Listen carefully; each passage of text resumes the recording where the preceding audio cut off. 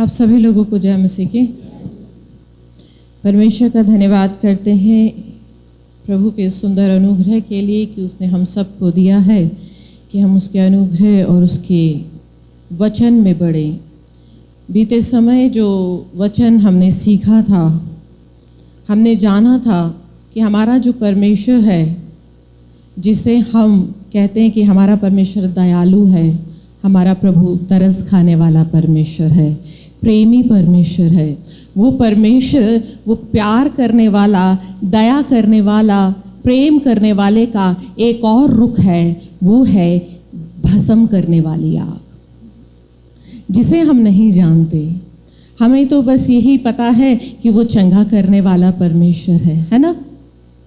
हमने उस आग का, हम उस परमेश्वर के उस का वो हमने रूप जो उसने बताया है कि जब वो किसी मनुष्य के विरोध में आता है, जब वो किसी मनुष्य के लिए अपने मन को तिरछा करता है, तब उसके जीवन में कैसी कैसी विपत्तियां और कैसी कैसी मुसीबतें आती हैं। क्योंकि उसने अपने वचन में इज़राइलियों को बोला था, यदि हम व्यवस्था विवरण और उसका 11 अध्याय और उसका 26 से 28 वचन को पढ़ते हैं, जब उसने इज़राइलियों को जब मिस्र से आए थे, तब उसने मूसा के द्वारा ये कहा था। क्या लिखा है, हम पढ़ेंगे। सुनो, मैं आज के दिन तुम्हारे आगे आशीष और श्राप दोनों रख देता हूँ। अर्थात यदि तुम अपने परमेश्वर यहोवा की इन आज्ञाओं को जो मैं आज तुम्हें सुनाता हूँ मानो तो तुम आशीषित होगे, और यदि तुम अपने परमेश्वर यहोवा की आज्ञाओं को नहीं मानोगे और जिस मार्ग की आज्ञा मैं आज सुनाता हूँ उसे तजकर दूसरे देवताओं के पीछे हो लोगे जिन्हें तुम नहीं जानते हो, तो तुम श्राप पड़ेगा। हालेलुया। प्रभु के वचन में क्या लिखा है, मैं आज के दिन तुम्हारे आगे आशीष और श्राप दोनों रख देता हूँ। परमेश्वर ने अपने वचन में हमारे सामने आशीष और श्राप दोनों परोस रखा है। अब चुनाव हमारा है कि हम क्या खाते हैं, हम किसे चुनते हैं। प्रभु ने क्या कहा है कि चुनाव तो तुम्हारा है कि हम उसे क्या कहते हैं। व्यवस्था विवरण उसका 30 में वो बोलता है कि मैं जीवन और मरण, आशीष और श्राप को तुम्हारे आगे रख देता हूँ। उसने तुम्हारे आगे क्या रख दिया है, आशीष, श्राप, जीवन, मरण। इसलिए तू जीवन को ही चुन, अपना ले कि तू और तेरा वंश सदा जीवित रहे। मगर मनुष्य ने क्या किया, परमेश्वर ने आशीष और श्राप हमारे सामने रखा, मगर हमने किसको चुना, जीवन को चुना। हमने आशीष को चुना नहीं। जिस समय यह व्यवस्था दी गई थी उसी समय इज़राइलियों ने परमेश्वर की व्यवस्था को त्याग दिया। मूसा जब 40 दिन तक पर्वत पर था, नीचे उन्होंने एक महापाप किया, और वो महापाप ये था, उन्होंने हारून के पीछे पड़कर अपने सोने के जेवर उतार के दिए और हारून से कहा तू हमारे लिए देवता बना। तब हारून ने इज़राइलियों के लिए एक सोने का बछड़ा बनाया, सोने का बछड़ा बनाकर उनको दे दिया और कहा ये लो, ये तुम्हारा ईश्वर है जो तुम्हें मिस्र से निकाल कर लाया है। और ये जब आज्ञा दी गई थी, इससे पहले ही उन्होंने ये सारे अपराध कर दिए थे। वो ऊपर पर्वत पर परमेश्वर के पास था, मगर नीचे उन्होंने ये अपराध कर दिया था। इसीलिए परमेश्वर ने मूसा को ये आज्ञाएं दी थी कि कहीं ऐसा ना हो कि लोग आगे चलकर फिर जाएं, भूल जाएं। और आज यही हुआ है, समस्त संसार परमेश्वर की आज्ञाओं से फिर गया और उन्होंने जीवन को नहीं वरन मृत्यु को चुना, आशीष को नहीं वरन श्राप को चुन लिया। बीते सप्ताह मैंने आपको बताया था कि परमेश्वर के वचन में क्या लिखा है, श्राप 3 से 4 पीढ़ी तक कार्य करता है। जो लोग पिछले सप्ताह थे उन्हें बताया था मैंने कि श्राप कितनी पीढ़ी कार्य करता है? 3 से 4। हिंदी की बाइबल तो 3 पीढ़ी बताती है, मगर इंग्लिश की बाइबल 4 पीढ़ी बताती है। 4 पीढ़ी ये मैंने आपको बताया भी था, 1 2 3 4। और ये आपके पूरे परिवार का, आपके मम्मी, आपके पापा, यानी आपके जीवन में आपकी माता की तरफ के श्राप भी कार्य करते हैं। बहुत सी माएँ अपने जीवन में उन श्रापों को, उन बीमारियों को, उन परेशानियों को, उन परिस्थितियों को फेस करती है जो उनको अपने माता पिता या अपनी नाना नानी के परिवार, अपनी दादा दादी के परिवार से मिले थे। बहुत से लोग, ये जो एक व्यक्ति के ऊपर अगर हम 4 पीढ़ी में जाते हैं ना, तो ये 30 लोग हैं। अब अगर हम अपने बच्चे को पनिशमेंट करते हैं तो हम कहते हैं कि बेटा अगर तूने गलती करी ना तो एक गलती के तुझे 5 डंडे पड़ेंगे। एक गलती के। अब उसने 50 गलती करी, 250, है ना? तो अब आप बताओ, अब इन 30 लोगों ने अगर एक एक गलती भी पड़ी तो यहां पर आप पे कितने डंडे पड़े? हाँ, आप कितने पाप के भागी हुए? अभी तो एक अपराध की बता रही हूं मैं, और यहां तो आज मैं आपको ये बताने जा रही हूं श्राप के कारण। क्योंकि नीति वचन की किताब और उसका 26 अध्याय और उसका 2 पद क्या कहता है? जैसे गौरैया घूमते घूमते और सूपा बैनी उड़ते उड़ते नहीं बैठती, वैसे ही व्यर्थ श्राप नहीं पड़ता। प्रभु का वचन बता रहा है, जैसे गौरैया घूमते घूमते और सूपा बैनी उड़ते उड़ते एकदम से धपाक देनी नहीं बैठ देती, वैसे ही अचानक से श्राप नहीं पड़ता है, बिना बात के श्राप नहीं पड़ता। यानी अगर हमारे जीवन में श्राप है, मैंने बीते सप्ताह आपको बताया था कि आप घर जाकर उन बातों को चेक करना।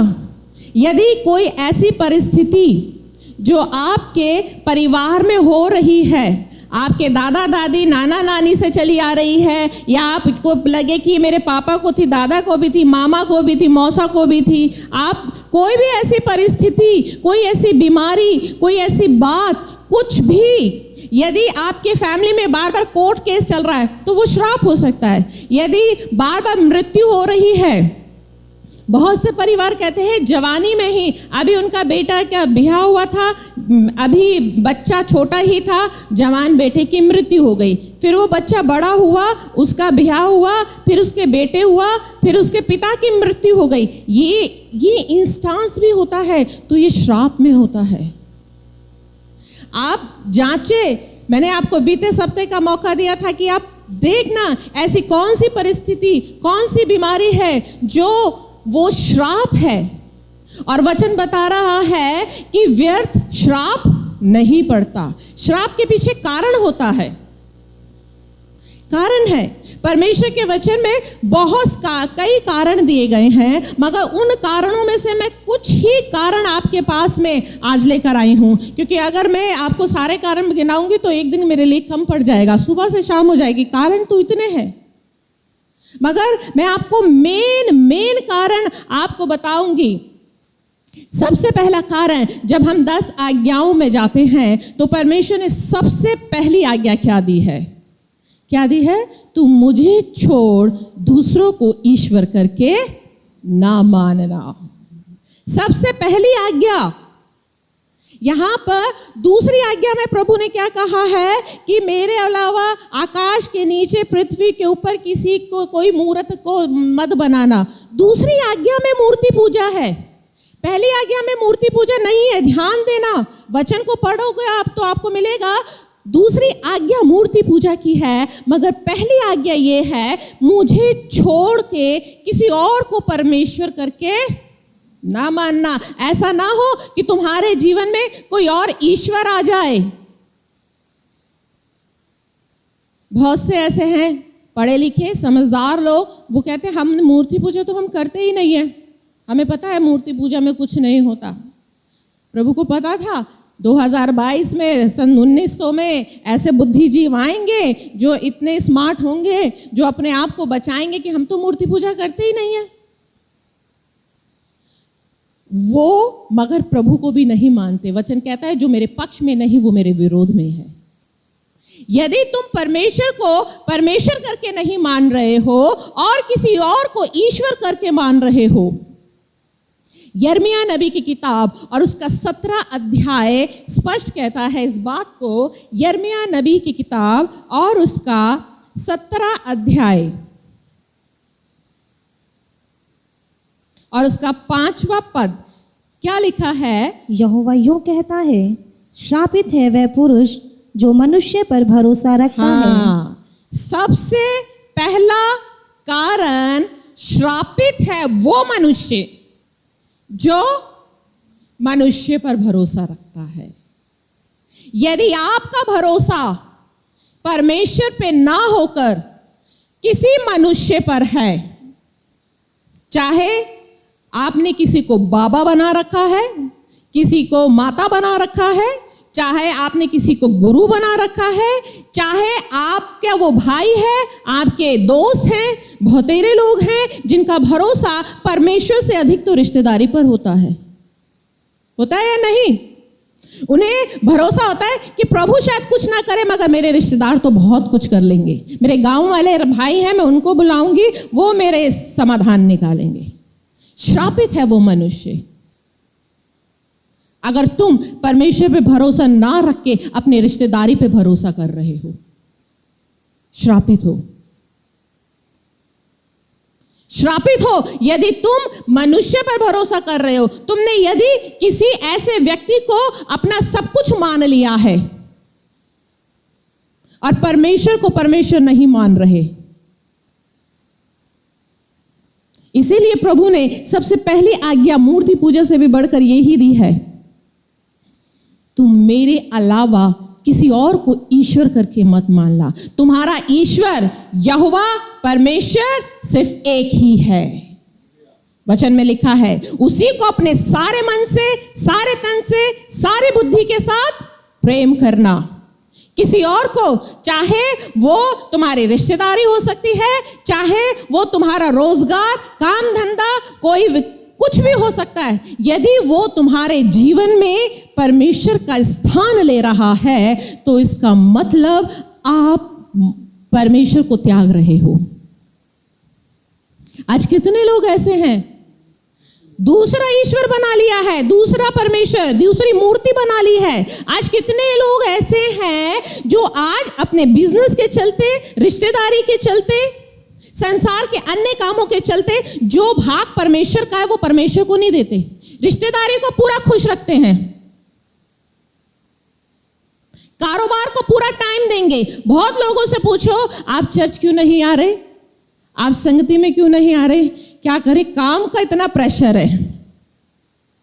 अगर आप 10 आज्ञाओं में भी जाओगे ना तो प्रभु ने एक दिन सबत का ठहराया है कि एक दिन मेरा है, उस दिन तुम कोई काम नहीं करोगे, ना तुम काम करोगे ना तुम्हारे घर के दास दासी काम करेंगे। सबत का दिन, विश्राम का दिन प्रभु ने इसीलिए ठहराया है, एक दिन तुम मुझे दोगे और यदि तुम ऐसा करते हो तो तुम पे श्राप आएगा। इसीलिए जो लोग आज संडे के दिन भी काम करते हैं, संगति में भी टाइम नहीं देते हैं, वो अपने समस्याओं में उलझे हुए हैं, वो श्राप को अपने ऊपर लेकर आ रहे हैं। और वो श्राप सिर्फ उन तक नहीं रहेगा परंतु उनके आगे ये पूरा नेटवर्क फैलाएगा, उनके बच्चों पे भी आएगा, क्योंकि वो परमेश्वर को परमेश्वर करके नहीं मान रहे। और परमेश्वर इस बात से नफरत करता है यदि आप किसी और चीज को परमेश्वर की महिमा दे रहे हो अपने जीवन में। उसका दूसरा कारण, परमेश्वर ने 10वीं आज्ञा की दूसरी आज्ञा प्रभु ने क्या दी थी? व्यवस्था विवरण। दूसरा कारण जो आता है वो है मूर्ति पूजा। व्यवस्था विवरण उसका 5वां अध्याय और उसका 8 और 9 पद को जब हम जाते हैं और तू अपने लिए कोई मूर्ति खोद कर ना बनाना, ना किसी की प्रतिमा बनाना जो आकाश में या पृथ्वी पर या पृथ्वी के जल में है। तू उनको दंडवत ना करना और ना उसकी उपासना करना, क्योंकि मैं तेरा परमेश्वर यहोवा जलन रखने वाला ईश्वर हूँ, जो मुझसे बैर रखता है उनके बेटों, पोतों और परपोतों को पितरों का दंड दिया करता हूँ। हालेलुया। दूसरी आज्ञा यानी दूसरा कारण जो हमारे जीवन में श्राप लेकर आता है वो है मूर्ति पूजा, जहां से आप सब निकल कर आ रहे हैं। सालों आपके माता पिता ने, दादा दादी, नाना नानी और उनके माता पिता और उनके माता पिता ने वो कार्य किया है।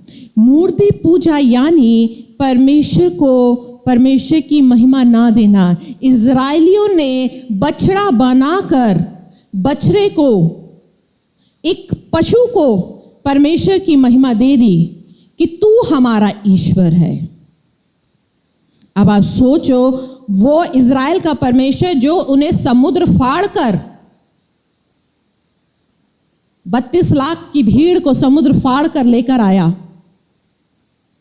और उसको उन्होंने नाम दे दिया बछड़े का। आप किसी के लिए इतना काम करो, कितने उसके लिए आप उपकार करो, वो भूखा आप उसको खाने को दो, आप उसकी तकलीफ में भी खड़े हो, और बाद में वो आपको किसी उपनाम से पुकारे, भैंस। कैसा लगता है सुनने में? हाथी। बताओ कैसा लगेगा आपको? कैसा लगेगा आपको? बुरा लगेगा? हैं? आप किसी के लिए दौड़े दौड़े जाओ, गैंडा, कैसा लगेगा? हाँ? कुत्ता कैसा लगेगा? यही कार्य ना इज़राइलियों ने किया था। परमेश्वर उन्हें मिस्र से निकाल कर लाया था और मिस्र से निकालने के बाद में उन्होंने बछड़ा बनाया और कहा ये है जो हमें मिस्र से निकाल कर लाया है। हमें अपने लिए तो बहुत खराब लगता है अगर कोई आपको छिपकली कह दे, खराब लगता है ना? कितने लोगों को अच्छा लगेगा? खराब लगता है।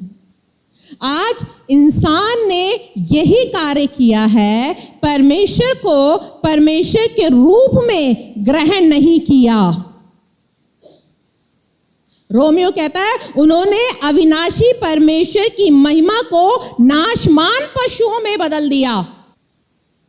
पेड़ को पूज रहे हैं, सूर्य को पूज रहे हैं, परमेश्वर है उसको उसकी महिमा नहीं दी। मूर्ति पूजा, परमेश्वर को परमेश्वर की महिमा ना देकर, या अगर आप ध्यान से देखो ना तो परमेश्वर ने दूसरी आज्ञा में क्या कहा है? मूर्ति पूजा की आज्ञा में कहा है कि मैं जो मुझसे बैर करते उनके बेटे, पोते, पर पोतों को पितरों का दंड देता। यानी मूर्ति पूजा के लिए परमेश्वर कह रहा है इस अपराध के लिए तो मैं 4 पीढ़ी तक रगड़ डालता हूं। अगर आप जहां से करके आ रहे हैं, आप आ रहे हैं, आपके माता पिता ने किया, आपके पापा के पापा मम्मी पापा ने, आपकी मम्मी के मम्मी पापा ने किया, पापा के मम्मी पापा, मम्मी के मम्मी पापा, ये सारा जाल है ना, ये आप अकेले उठा कर आ रहे हैं। और ये बहुत गलत फहमी होती है लोगों की कि लोग ये सोचते हैं कि अब तो हम प्रभु में हैं, अब तो हम प्रभु में, अब हम पे कोई श्राप नहीं है। ये बहुत बड़ी गलत फहमी होती है। मैं आपको अपना पर्सनल अनुभव बता रही हूं। याद रखिए, प्रभु में आने के बाद वचन कहता है, नीति वचन की किताब कहती है, जो अपना अपराध मान लेता है और करना छोड़ देता है उस पर दया की जाएगी। यदि आपने माना है कि आपने परमेश्वर का अपमान किया है, आपने, आपके दादा दादी ने, नाना नानी ने, पूर्वजों ने, आपने माना है और आपने करना छोड़ दिया है, क्योंकि बहुत से पुराने विश्वासी भी मसीह में आकर भी दो नाव में सवार होते हैं। वो प्रभु को में भी आ रहे होते हैं और इन सब चीज़ों को भी आज भी वो परमेश्वर के सत्य को जानने के बाद भी क्या लिखा है, आप निकालो रोमियो की किताब और उसका पहला अध्याय और उसका 21 से पढ़ेंगे। 21 नहीं, ऊपर 18 से पढ़ो। परमेश्वर का क्रोध तो उन लोगों की सब अभक्ति और अधर्म पर स्वर्ग से प्रकट होता है जो सत्य को अधर्म से दबाए रखते हैं। हाँ, परमेश्वर का क्रोध, क्या लिखा है? क्रोध, प्यार नहीं होता प्रकट। क्रोध कहां से आता है? ऊपर से, स्वर्ग से प्रकट होता है जो सत्य को अधर्म से दबाए रहते हैं, यानी जो सत्य को जानते हैं। आज आप में से लोग हैं जो आप परमेश्वर के वचन को अच्छे रीति से जान रहे हैं, यहां तक कि आज यहां पर बैठकर आशीष और श्राप को भी पढ़ रहे हैं, और फिर भी क्या करते हैं आगे? इसीलिए कि परमेश्वर के विषय का ज्ञान उनके मनों में प्रकट है, क्योंकि परमेश्वर ने उन पर प्रकट किया है उसके अनदेखे गुण, अर्थात उसकी सनातन सामर्थ और परमेश्वरत्व जगत की सृष्टि के समय से उसके कामों के द्वारा देखने में आते हैं। यहाँ तक वह निरंतर है। इस कारण कि परमेश्वर को जानने पर भी उन्होंने परमेश्वर के योग्य बड़ाई और धन्यवाद ना किया, परंतु व्यर्थ विचार करने लगे, यहाँ तक कि उनके निर्बुद्धि मन अंधेरा हो गया। वह अपने आप को बुद्धिमान जताकर मूर्ख बन गए और अविनाशी परमेश्वर की महिमा को नाशवान मनुष्य और पक्षियों और चौपायों और रेंगने वाले जंतुओं की मूरत की समानता में बदल डाला। हालेलुया। परमेश्वर का क्रोध तो उन लोगों की सब अभक्ति पर स्वर्ग से प्रकट होता है जो सत्य को जानकर भी दबा के रखते हैं। आपने जान लिया है, मगर जब यहाँ से निकलकर जाते हो रिश्तेदारी में, जाते हो समाज में, जाते हो बाहर, तो आप ऐसे बन जाते हो, दबा के उसे अपनी पॉकेट में रख लेते हो और बताते भी नहीं हो कि आप सत्य को जानते हो। वो जो गलत काम कर रहे हैं आप उसमें सहभागी हो जाते हो। वो दंडवत करते हैं, आप भी दंडवत करते हो। वो जो गलत काम कर रहे हैं आप सत्य को जान रहे हो, और वचन क्या कह रहा है? वो क्रोध कहां से आ रहा है? स्वर्ग से आ रहा है। परमेश्वर का क्रोध आ रहा है, अनुग्रह नहीं आ रहा, दया नहीं आ रही। आप ये मत सोचना प्रभु परिस्थितियां जानता है। बहुत बार हमारे सामने यही सवाल आता है, लोग बहुत अच्छे हैं, हमारा देश इंडिया है, हर चीज की जुगाड़ निकाल लेता है, इसलिए क्या कहते हैं, प्रभु तो परिस्थिति जानता है ना, है ना? प्रभु परिस्थिति जानते हैं, मगर उससे ज्यादा आपको वचन जानने की जरूरत है कि परमेश्वर का क्रोध स्वर्ग से प्रकट होता है, क्योंकि आप सत्य को जानते हैं और उसको दबा देते हैं। और जानने के बाद भी कितने लोग पीछे हो जाते हैं। जो लोग प्रभु में आकर भी पीछे हो जाते हैं ना, श्राप उन पर भी आ जाता है, क्योंकि उन्होंने खूब अच्छे तरीके से सत्य का स्वाद चख लिया है, चंगाई ली है यीशु मसीह के लहू से, यीशु मसीह के नाम को पुकारा है, सत्य को जाना है। इसीलिए पतरस बोलता है, सत्य का मार्ग जानने से अच्छा था वो जीवन के मार्ग को जानते ही नहीं। अच्छा था कि वो जानते ही नहीं, क्योंकि जानने के बाद प्रभु को छोड़ना तो और भी भयानक बात है। वो मूर्ति पूजा जो आपने अपने आने से पहले करी है, आपके माता पिता, दादा दादी, नाना नानी, परदादाओं ने करी है, उनकी क्षमा मांगो। मैं आपको अपनी एक गवाही बताती हूँ अपने परिवार की। जब मैं 12th में थी, परमेश्वर बचपन से ही मुझसे स्वप्न में बातें करते थे। अक्सर मैं एक सपना देखती थी कि मैं मेरे पापा और मेरे दोनों भाई, हम अपने दादा की डेड बॉडी को, उसमें से बदबू आ रही है, वो सड़ रही है, और हम ले लेके घूम रहे हैं और हमने दफनाई नहीं है। ये सपना मुझे हर 15 दिन में, महीने में आता था, हर 15 दिन में, महीने में आता था। शुरुआत में तो मैंने ध्यान नहीं दिया, मगर जब मुझे लगा ये बार बार आने लगा, मैंने अपने पापा को बताया। तब मैं उस समय इतना ज़्यादा सपनों का मतलब नहीं समझती थी। मैंने अपने पापा को बताया, तब पापा ने मुझे बताया कि इस सपने का मतलब है कि दादा यानी पूर्वज, दादा को नहीं गाड़ा गया, यानी अभी तक हमने अपने पूर्वज, मेरे पापा ने अपने पिता, अपने पूर्वजों के श्रापों को अभी तक उनकी क्षमा नहीं मांगी। तब पापा ने लगातार काफ़ी समय उपवास किया, प्रार्थना करी, लंबे समय, 1.5 साल लग गया। और करीब 1.5 साल बाद मुझे फिर एक सपना आया। मैंने ये देखा कि वो डेड बॉडी, सड़ी हुई डेड बॉडी हमारे दादा की, जिसे हम लेकर घूमते थे, दफनाते नहीं थे, अब मैं उस सपने में देख रही हूँ कि अब मेरे पापा खड़े हुए हैं, मेरे भाई खड़े हुए हैं और पापा उस डेड बॉडी को दफना रहे हैं। मैंने पापा को बताया, पापा मैंने सपना देखा है कि वो डेड बॉडी जो इतने समय से हम लेकर घूम रहे थे, आप उसे दफना रहे हो।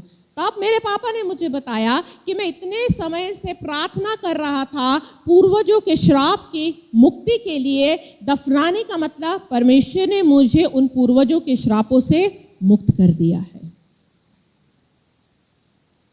ऐसे ही कुछ समय बाद मैं अपने लिए सपना देखा। मैं अपने लिए सपना देखा जब मैं सेवा में थी। बहुत से लोग कहते हैं सेवा में आने के बाद तो श्राप होते ही नहीं है। ऐसी बात नहीं है।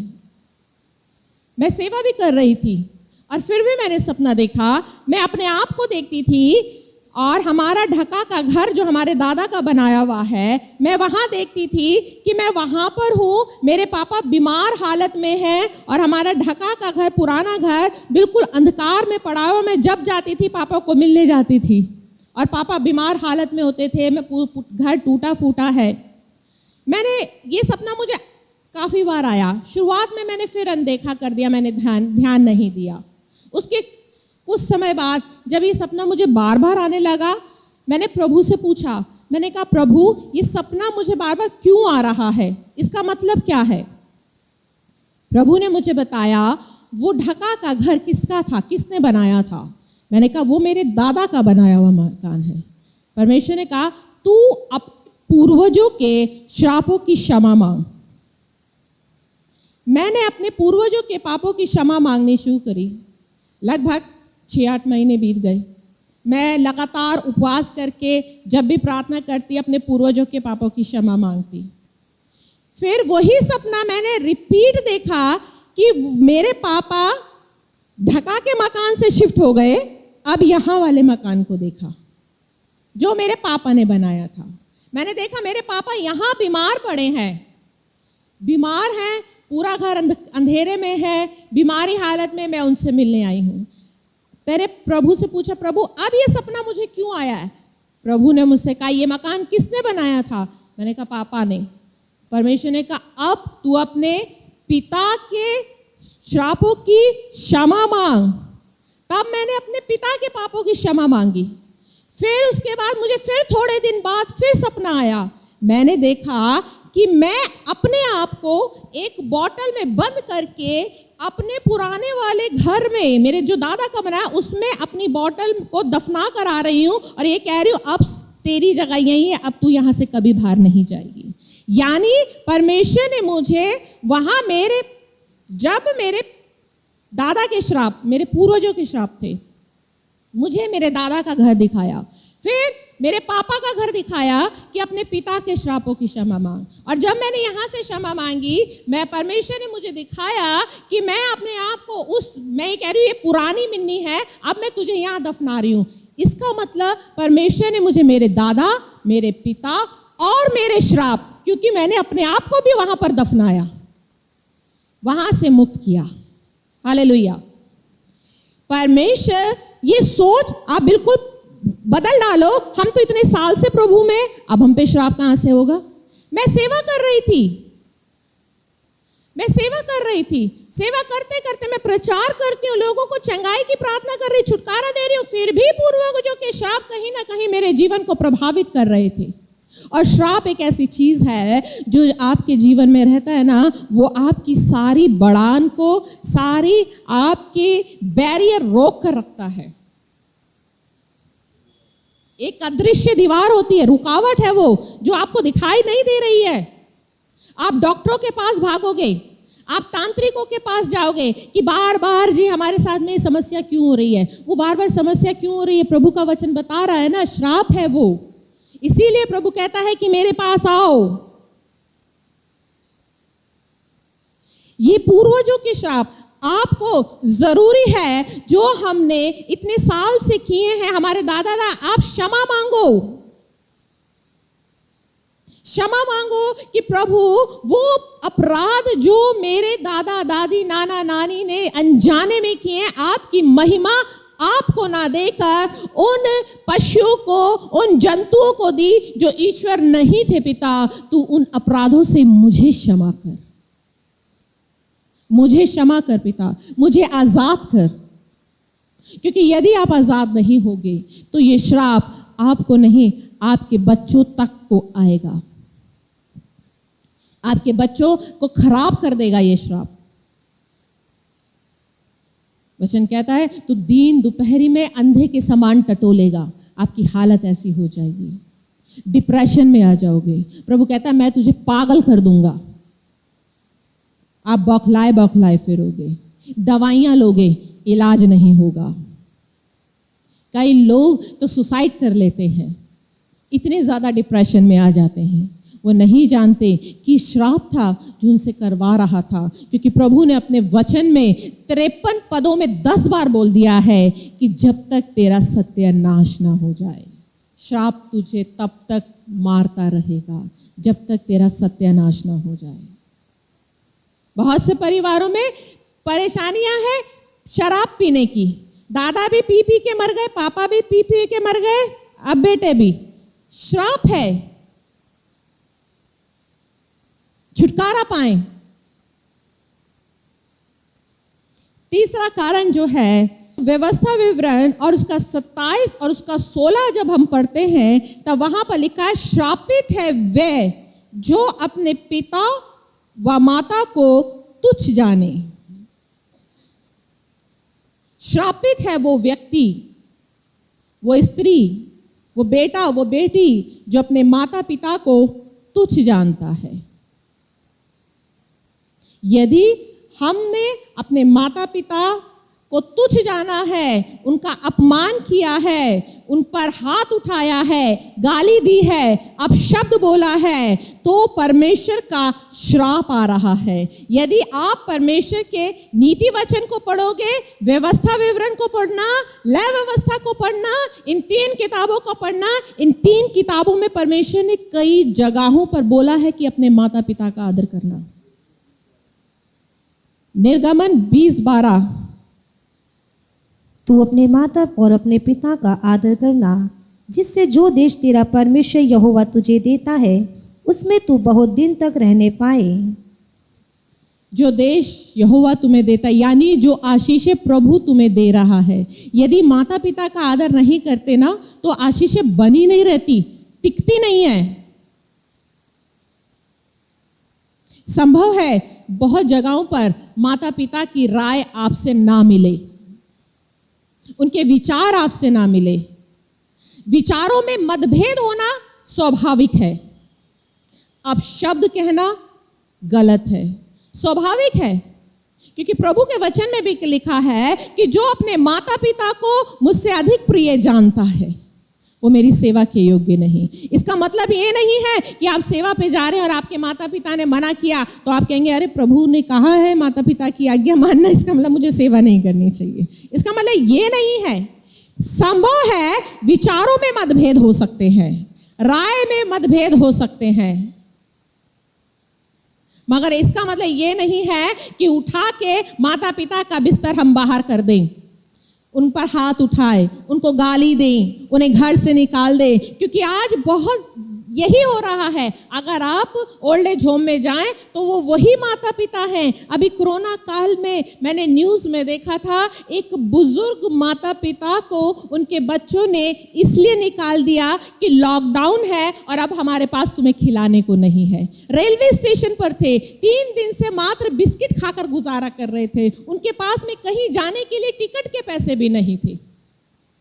श्रापित है ऐसी औलाद जो अपने माता पिता को भार समझती है या अपने माता पिता का अपमान करती है। नीति वचन की किताब और उसका 30:17, जिस आंख से कोई अपने पिता पर अनादर की दृष्टि करे और अपमान के साथ अपनी माता की आज्ञा ना माने, उस आंख को तराई के कोवे खोद खोद कर निकालेंगे और उकाब के बच्चे खा डालेंगे। क्या लिखा है? जिस आंख से कोई अपने पिता पर अनादर की दृष्टि डाले और अपमान के साथ अपनी माता की आज्ञा ना माने, उस आंख को उस तराई के कौवे खोद खोद कर, तराई के कौवों की यूं चोंच, उस आंख को तराई के कौवे खोद खोद कर निकालेंगे और उकाब के बच्चे खाएंगे। कितनी भयानक मृत्यु है उस व्यक्ति के लिए जो अपने माता पिता का अनादर करता है, अपमान करता है, अपशब्द बोलता है, उनको खाने को नहीं देता, उनको रहने को नहीं दे रहा है। आज यही कारण है, इसीलिए आज समस्त लोग एक श्राप के अंदर जी रहे हैं और वो कभी ईमानदारी से वचन में अपने आप को ढूंढते नहीं है कि विपत्ति मुझ पर आ रही है तो कहां से आ रही है। मैंने संभव है अपने माता पिता का अनादर किया होगा, तभी आज मेरा भी अनादर हो रहा है। बचपन में हमारे पापा हमें एक कहानी सुनाते थे। एक बेटा था, उसने जब अपनी पत्नी को ब्याया, उसकी पत्नी प्रेग्नेंट हुई। प्रेग्नेंट होने के बाद में उसने बच्चा जाना। बच्चा जनने के बाद में उस औरत की मृत्यु हो गई। उस आदमी ने सारी उम्र उस बच्चे को पाला, सारी उम्र उस बच्चे को पाला। और जब वो बच्चा बड़ा हो गया, तब उसका ब्याह रचाया। बाप बूढ़ा हो गया था, बुढ़ापे में खांसता था, रात भर खांसता रहता था। तब उस लड़के की बीवी ने उसको कहा कि सुनो, तुम्हारे पापा ना रात भर खांसते रहते हैं, ऐसा करो इनका कुछ इंतजाम करो क्योंकि हम बहुत परेशान होते हैं। उसने रात को क्या किया, जब उसका पिता सो रहा था, बोरा लेकर कंधे पे अपने पिता को डाला और जाकर एक खाई में डालकर आ गया।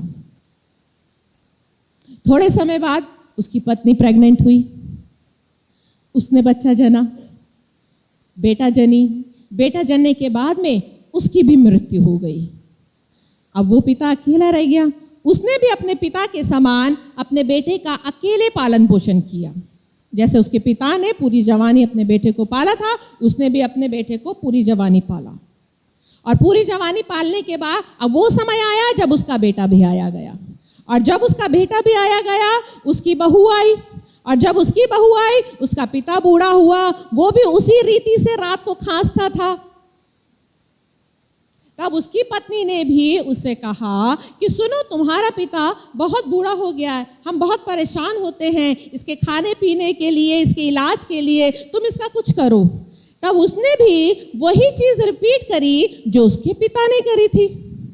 अपने पिता को बोरे में डाला और खाई में डालने लगा।